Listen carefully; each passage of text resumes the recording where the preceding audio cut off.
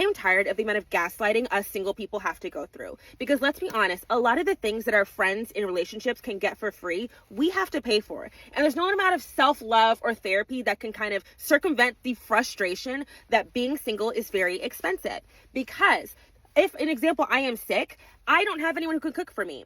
My friend can ask her boyfriend to cook for her. I have to DoorDash something. If I need help moving something in my house, I need to go find someone and pay that person to come over and move it. Well, my friend can just ask her partner. And all those things just add up. If you lose your job, you have someone who can help you with rent. If you are having like financial trouble or health trouble, you now need to like disclose that to your family or friends, which might be embarrassing, or you can tell your one husband or your wife to help you through that. It is so frustrating to have to go through so many things alone and make these really big decisions, hard decisions completely by myself. I have my friends, I have my family, I love them, I can lean on them, but maybe I don't want to tell them all about my finances. Maybe I don't want to have to over-explain my entire health condition to them.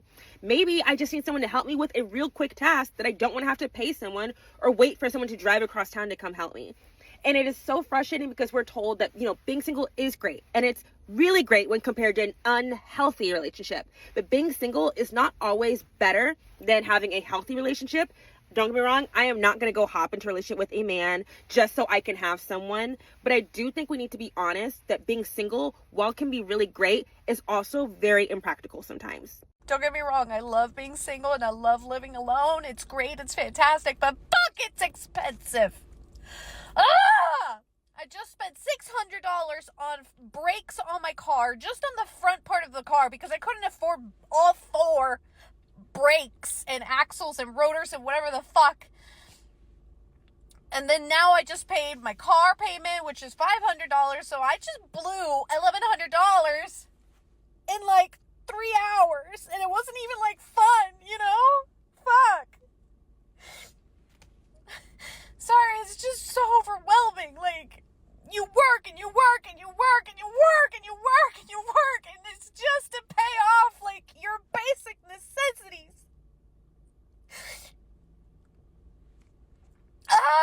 Freedom was fun until it became a financial burden. Now, independence feels less like liberation and more like a trap, with loneliness and expenses weighing heavier than the hype ever promised. I think there are a lot of people out there who think that being a single person is really easy financially because they're like, oh, well, you only have to pay for yourself. And like, wrong. Yeah, I do only have to pay for myself, which means I have to pay for my rent entirely by myself. I don't split it with a partner. My council tax bill, even though there's only one person, is only discounted by 25%. So if you're splitting your bill down the middle with a partner, I'm still paying more than you individually. My energy bills, yeah, okay, I pay less than you, but I'm not paying half because most of that cost is a standing charge. If I want to go on holiday, I have to pay for the room or the cabin entirely by myself. If I want to get a mortgage, I have to have a bigger deposit, and I can't get approved to borrow as much because I only have one income. Like, financially, is really, really difficult to be a single person, and I think more people need to remember that when they're talking to their single friends. You wanted autonomy? Own the cost? Don't cry about the consequences. Independence means accountability, not selective convenience. I often do videos talking about the fact that I'm 39, single, and happy, but today I wanted to tell you about the worst thing about being single. Gotta keep it real. It's not always easy. So yeah, the worst thing about being single is finances. I have to pay for everything myself. There is no one to share a single bill with. But I'm being serious. Mortgage or rent, bills, food, everything. I get to share costs with nobody. Bills don't care about your "I don't need anyone" mantra. Freedom isn't free, and that fierce independence won't cover rent or ease the burden of going it alone. Why isn't anybody talking about the single tax? It is significantly more expensive to be single, to the point that it's like economically irresponsible to cook when you're single. It costs $75 to make a meal, not to mention the cost of running the dishwasher, washing up all of the pots and pans. And then what am I gonna do, eat lasagna for 6 days? When I could use Uber Eats and one of their various codes each week to get a salad for $9. Imagine paying half your rent because you share your apartment with somebody, half your electricity bills, half your cable, Hulu, Amazon, Netflix subscriptions. When you're going to the airport on a trip, you don't have to pay $70 for an Uber by yourself because you're splitting it with somebody. Forget saving money on a Costco membership. When am I ever going to use 36 apples? It's honestly the only argument I have for getting in a relationship. It is expensive to stay single. Just imagine if there were no more single people. The food and beverage industry would just collapse. Suddenly, independence feels unfair. Funny thing, you'll never see men whining about this. Only women regretting the cost of flying solo. It is so expensive to be single and to pay for all of these expenses by yourself.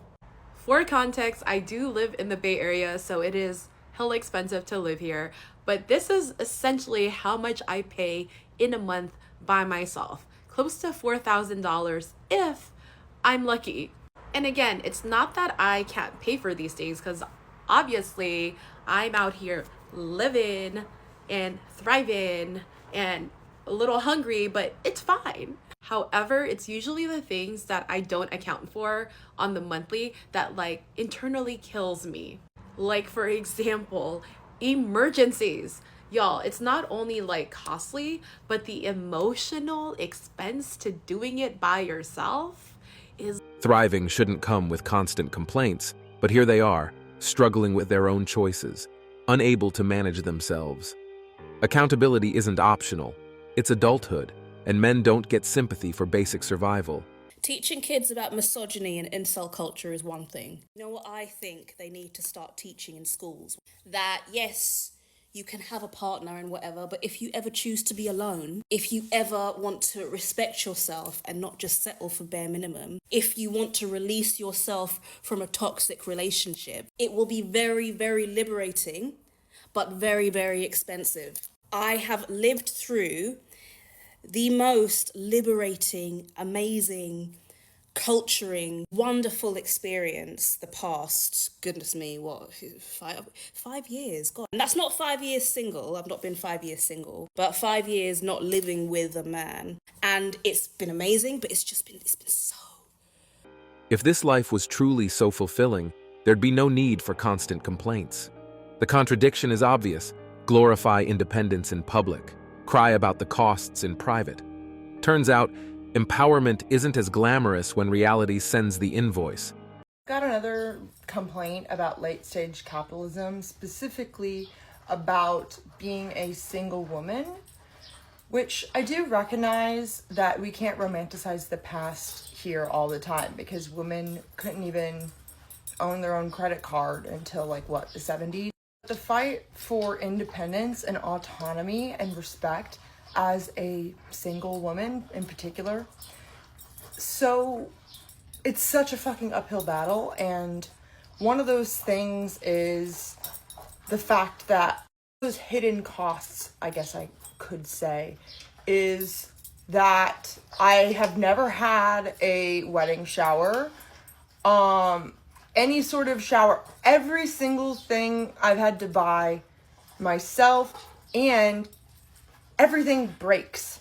Women crave single life perks, but reject the responsibility that comes with it. That's not empowerment.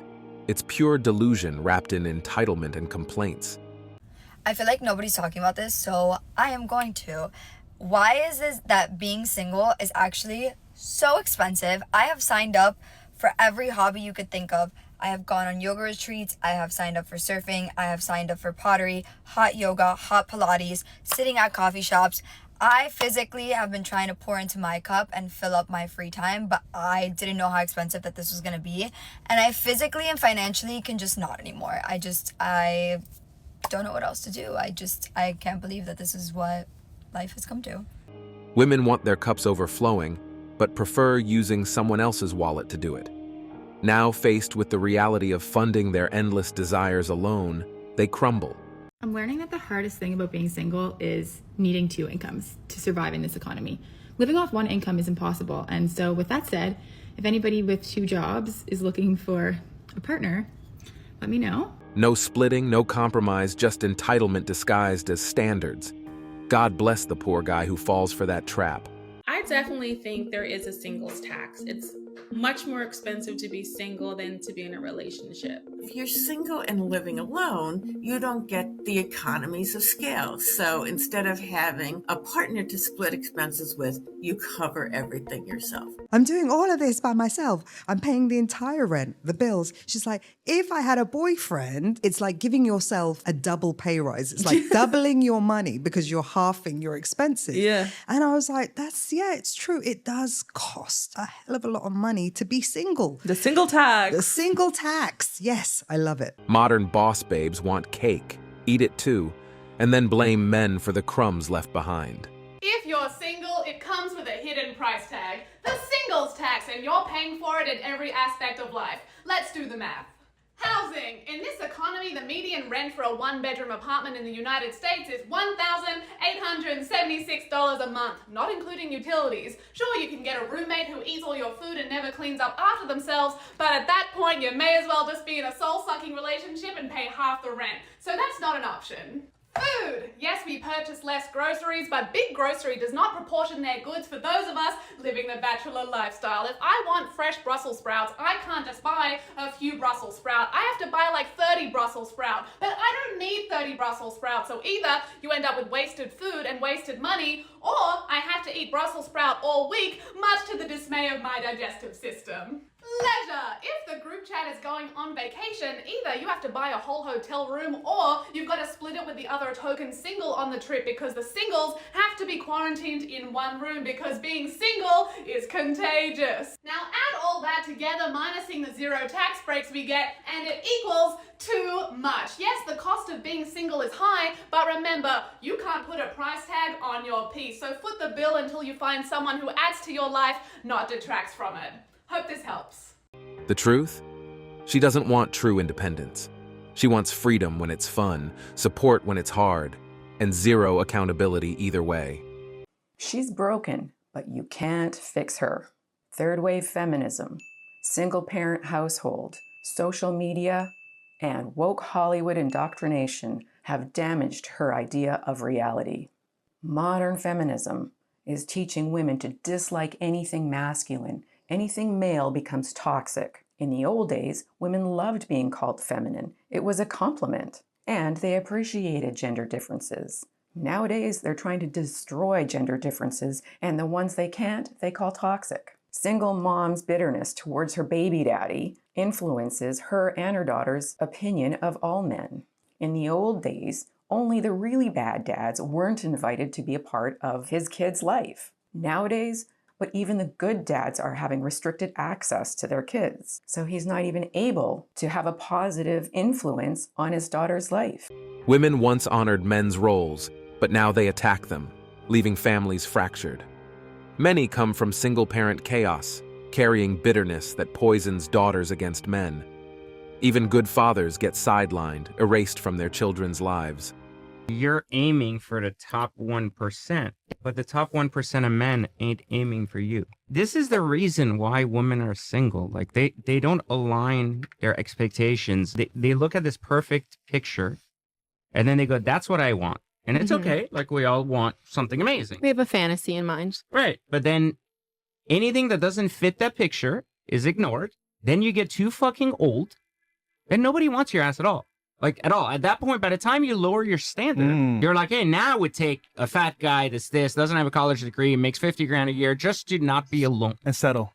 Yeah, and that fucking guy at that point still don't want you. So if you're aiming at the top 1%, then ask yourself, are you the top 1%? Are you really in that category to be asking that? Here's the circus. When they want a man, he's got to be 6'4", six-pack, 6 figures, emotionally fluent, and rich. But when they don't have one, suddenly it's rent so high, single life is unfair. You can't demand the top 1%, then cry about solo struggles like oppression. So I'm 32 and single. I know, right, girl? Can you believe it? And with that, people ask me all the time how being an independent woman has impacted my dating life. And it's just enhanced what I already knew, which is that some men are intimidated by independent women. I can't tell you how many men just assume that I'm using men for money simply because I have a nice place. I've even been dumped for it. But these aren't men, they're boys. And I know one day my man is gonna love the fact that I can hold my own. And if any boy acts up, at least you can tell him to get the fuck out of your apartment. Most single men these days also choose to remain single, avoiding unnecessary drama. Men aren't fooled by the act. They see through it. Continue to attract people who don't ever want commitment. They just want to be casual. You're not the only one, and it turns out there's a scientific reason why dating is harder and nobody wants to commit these days. This is a famous study on choice versus desire. It's known as the jam testing experiment. A first group of people were given 24 types of jams to test, and the other one only 6. To everyone's surprise, it turns out that the group that had the most options were 10 times less likely to purchase a product. And furthermore, the group that had less options were much more likely to be satisfied with their choice. Now this makes so much sense when it comes to dating now that we have all of these options. Before the internet, you maybe had only 6 different partners to choose between. Our monkey brains were never designed to have hundreds of potential matches to choose between. So we just freeze, we can't make a decision. People have dating FOMO, they constantly think that there's someone better out there that they're missing out on. All of this to say, you're not the only one, and if you think dating is harder these days, it's because it is. Modern dating is chaos because endless options kill commitment. With swipe culture, everyone's hunting for the next best thing, too entitled or scared to settle. Being single, I'd argue, is more expensive than being in a relationship. Guys always complain, I spend so much money on my girlfriend. I'm like, you don't know what it's like to be at a bar ordering drinks. I agree that being single is way more expensive than being in a relationship. Because I turn into a grub when I'm in a relationship. Yeah. I'm like, you chose this life. And then when I'm single, I'm like, I have to like keep up with appearances and look nice. Well, you're always at parties. Yeah, and you're exactly. Like always drinking, and you paid for the tickets. Now you got to impress people. Now you're drunk. Yeah, And when you're exactly. drunk, you don't make sound financial decisions. No, you don't. It's a full-time job, and it's extremely time-consuming, and it's not as easy as it may appear to some people. When men are single, they build money, muscles, and mindset. Discipline drives them. When women are single, it's brunches, retail therapy, and complaints about expenses. They call it independence, but live like spendthrifts, then cry about costs. Is dating today, in your opinion, harder than it's ever been? I was friends with my boyfriend before we started dating, and I feel like that's a more natural transition than like seeing features on your screen and trying to make a decision based on like a list of things. People just try and avoid things because I think they're scared to say things straight up. One red flag and you're kind of like, oh, I could go find somewhere else. You don't need to have one person when you could have like 5. Honestly, I don't know. I've had really bad luck. So everything. Like, I've been treated like shit. I think a big part of it is because of social media. People see a lot, they exposed to a lot. They're always looking for better. Everyone is always looking for the best thing, and they always think something else is around the corner, and you almost have too much access to too many people. Loyalty and depth are replaced by impulsive what's next thinking. It's no longer about connection, it's shopping. In the process, good men and real relationships are discarded for cheap, temporary thrills. I think that there is an anti-dating culture at the moment. Okay. I think that men and women are being encouraged to be treated as adversaries, not as equals. I think it's transactional today. I think it's easy today. Whatever's too easy to come, you devalue it. My era, you had to court. You had to have scripts. You had to build relationship. You had to follow up. We had MySpace. The last time I was single, there was MySpace. I DM'd my wife on MySpace. Eventually, we're in Palm Springs for the first time. She's single. I'm single. We go on a date. There's magic. She goes home. The next day, I take her. We go do stairs in Santa Monica. We go to church. We go to Earth Cafe in Santa Monica. Then we go to Borders. I buy her a book on our second date called 101 Questions to Ask Before You Get Engaged. On our second date, she's like, what's this? I said, I'm not looking for a girlfriend. I'm looking for a wife. I'm 28 at the time. I said, I know exactly what I want. I've already done this exercise with 3 other girls. If you want to go through it, great. You need to answer the questions. Let's meet up when you're ready and let's go through it. Week later, 6 hours at her place, one by one, each question we go through. I said, this is somebody I can date. And by the way, it's ugly because you got to talk about everything in a book. That's not it anymore. Relationships now feel like disposable trends, leaving everyone emptier than before. It's not love anymore. It's fast food romance, consumed quickly and discarded just as fast with no substance to sustain it. And that's it for today on Sigma Traits. Make sure you hit that like button, smash that subscribe button, and don't forget to ring that notification bell. Support this channel through membership. You can also support through PayPal link in the description. Let us know your thoughts in the comments below. See you all tomorrow.